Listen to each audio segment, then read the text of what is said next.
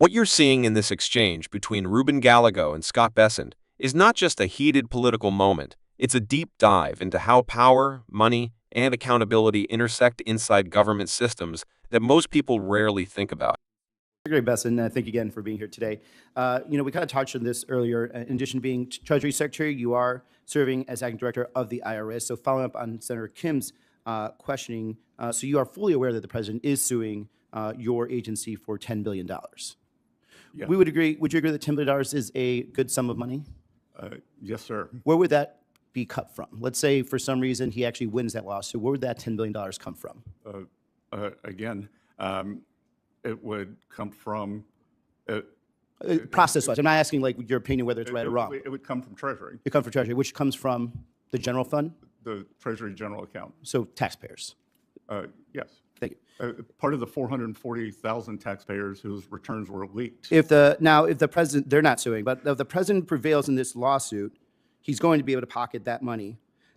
My question is the president, has anyone in the president's office talked to you about this lawsuit in any regard? They have not, and the president has said he will donate the proceeds to charity. You may have missed that. So no one at all has discussed this to you whatsoever? No, Okay. sir, and the president said he will. Have you received, I didn't ask any more donate the questions. Have you proceeds received any to advice from Treasury's legal division about how to handle this potential conflict? This is a Justice Department matter. They represent Treasury in it. Have someone from the Department of Justice actually come and talk to you saying that this is their purview and you need to stay out of it? Or who has discussed to you what is your role in this? Our general counsel, who's sitting behind me, has told me that it is a Justice Department matter. The Justice Department defends Treasury in matters like this. Okay, so it has been discussed with you. Do you have any final say at all in the process of this? Or is the DOJ just going to instruct you to cut a check and or settle and you have no independence to actually make a decision whether or not the president deserves $10 billion? Again, that is a DOJ matter. And so the DOJ will entirely make that decision whether or not the president should receive $10 billion. You have no say at all. Correct. So you would just have to write the check if you were told to write the check. Correct. And you would write the check willingly if you're told by the DOJ to the president. I will follow the law, Senator. Okay. I mean, I think for many of us, this is very simple. And I think if this had been happening in any other countries, it would look absolute like a total shakedown of the American taxpayer. Are you also aware that President Trump has filed a claim seeking $230 million from the Justice Department for investigations conducted during his previous candidacy? I'm unaware of the cumulative number. Okay. So if the president wins or settles these claims, that money will come also from the Treasury Judgment Fund, which you do control. Have you recused yourself from any decisions about paying the president on these claims? Again, I'll follow the law, and I'm not involved with any of this. It stems from justice. So even though the Treasury Judgment Fund is called the Treasury Judgment Fund, you have no control over the Treasury Judgment Fund. We act as paymaster.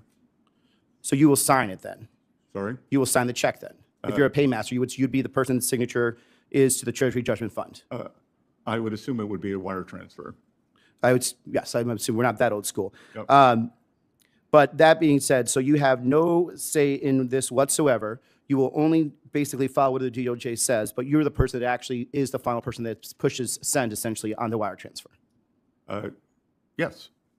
And even if you feel or that it is unjust, the fact that this president is basically plundering U.S. taxpayer dollars, you will still hit that send button. Even if I believe that 6103, the IRS tax code, was violated and 440,000 taxpayers were leaked. So by Mr. Littlejohn. Back to this other thing. So now you do believe, though, I mean, do you understand why some of us see a problem with that? And let me ask just a very simple question. Do you work for the President of the United States? I work for the American people. So can the president fire you? Or he can. He can fire you, correct? Yes. So isn't it a conflict of interest that you're going to be making these decisions and the president has full power over you? I think you're confused, Senator. I am not part of the decision. Well, you're certainly a person that send on the wire transfer, and I think that's why there's a lot of people that are actually do not trust and do not trust the president's actually looking at his best interest. I guess you're saying that I'm controlling the time here. Obeying the law. I'm controlling. You're not obeying the law. You're plundering U.S. taxpayer dollars. Plundering U.S. taxpayer dollars. Plundering taxpayer dollars. Plundering. At the center of this confrontation is a fundamental question. What happens when the President of the United States is in a legal dispute with the very government agencies he oversees? That's where things start to get complicated, and Gallego is trying to simplify it for the public. He strips the issue down to something everyone understands: money. Specifically, taxpayer money. The $10 billion figure isn't just a random number being thrown around for effect. It represents a potential payout that would come directly from the U.S. Treasury if the lawsuit were successful.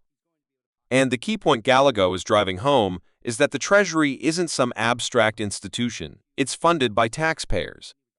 That means, in practical terms, the public could be paying the president if the case goes in his favor.